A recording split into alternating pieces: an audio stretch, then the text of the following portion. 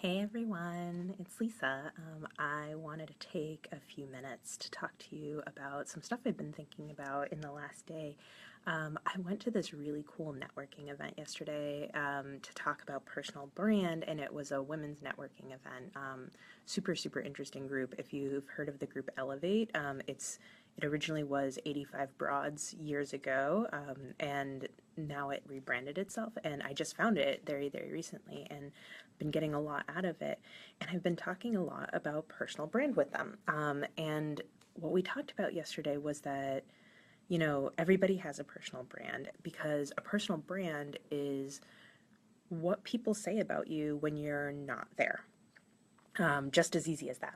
So it can be with your friends, it can be with your family, it can be in your work. So, let's talk about it in terms of work, right? So there's this view of what you want out of your job, or what you believe you do in your job on a day-to-day basis. And that can or cannot match up with how people are perceiving you. So it's your reality versus their perception. And this can be viewed in many different ways. You can demonstrate your reality on paper on your resume, on LinkedIn, by the way you dress, by the way you speak, by the projects you complete, your results from your work. So there's a variety of ways of demonstrating your personal brand. The biggest thing is we think we really know what our personal brands are, but we don't actually write them down very often. And it's a big piece of what I do in my coaching. I really work with people on developing their personal brand message because often people have some level of an idea, but when we don't write things down, it's not actually super clear what that personal brand really looks like. So I have people write down what they feel is their personal brand and then go out and ask people what they view this person as. So let's call it like Sally Sue. Sally Sue writes down what her personal brand is and goes to her friends and her colleagues and asks them, is like, first I would say ask them what they think they're best known for, what Sally Sue is best known for, before even mentioning what the personal brand is.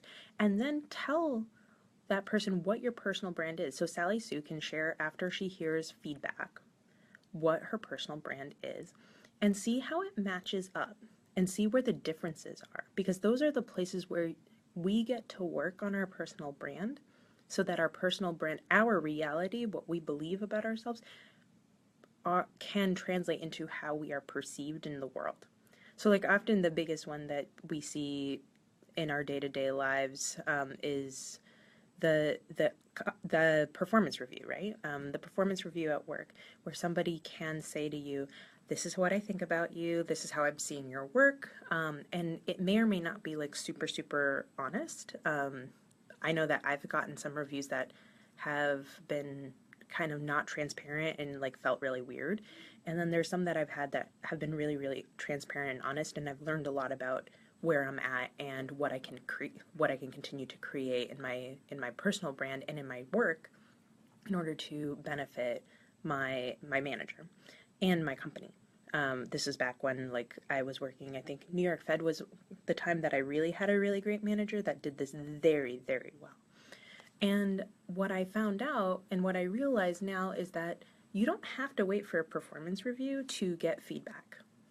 I often waited for such a long time to get feedback, but really, millennials in particular really want feedback in short order. Every 2 weeks, you can have a check-in with your manager or your boss or a client to see how you guys are doing.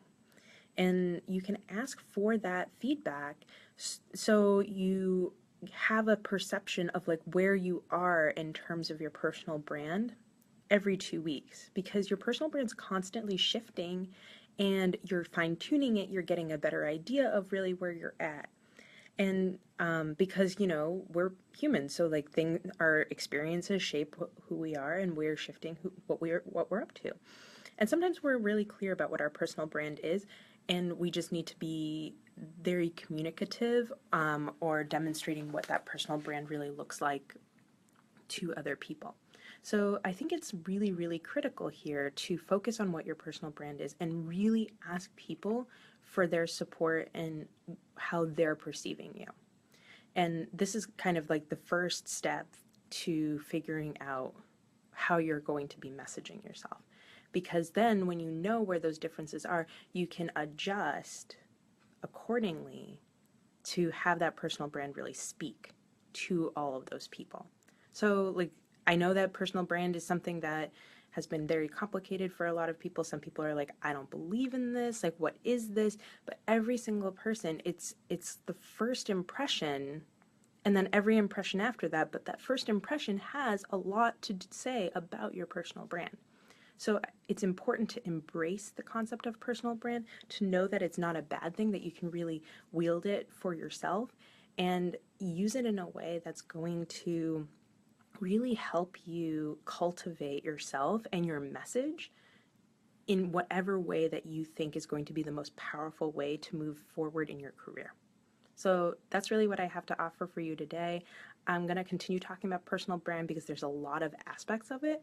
I want to talk about the aspect of clothing and how you dress for work, because this is like a new hot topic that's really hit my radar screen, and I'd love to hear other aspects of personal brand that you want to be hearing about. I'm going to continue researching this and continue thinking about this and developing more content so that I can give it to you guys and serve you guys in a way that's going to be powerful for you. So thank you so much for joining me. I'm so glad that I could serve you in this way. Leave any questions that you have about personal brand in this message thread. I'd love to hear from you and continue to support you. All right, bye.